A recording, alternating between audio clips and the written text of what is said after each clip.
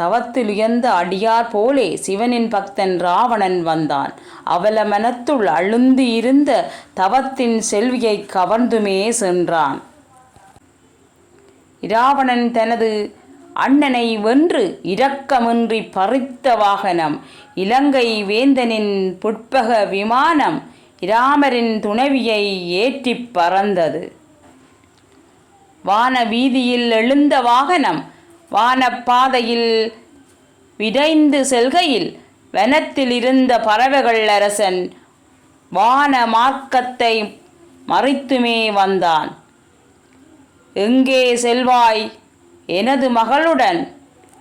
அங்கே உன்னை செல்லவும் விடேன். நங்கை அவளை விடாது சென்றால் இங்கே உனது ஆவி பறிப்பேன் என்றே கூறி பறவைகள் அரசன் எதிர் நின்றே யுத்தம் புரிந்தான். என்ன செய்ய ராவணன் வாழும் எமனாய் மாறிட மண்ணில் வீழ்ந்தான். ககன வீதியின் பறக்கும் சிறகுகள் கருணையில்லாத ராவணன் தனது கத்தியால் அறுபட்டு விழவே அவன் கண்களில் முன்னே வாகனம் சென்றது. எடுத்த பணியை முடித்தே நீயும் கடுகு இல்லம் நாடி வருகையில் காடு முழுவதும் உன்னை காணாது தேடுதல் செய்த இளையோன் வந்தான்.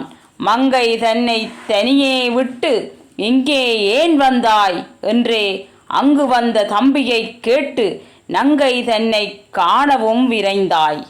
இல்லம் தன்னை விரைவில் அடைந்தவன் இல்லாள் அங்கே உன்னிடத்தில் இல்லா நிலையைக் கண்டு அதிர்ந்தாய்.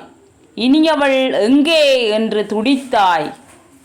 மறைகள் ஓதிட கைத்தலம் பிடித்தவள் மறைந்த வழியினை தேடித் திரிந்தவன் மண்ணில் கிடந்த ஜடாஜுவை கண்டாய்.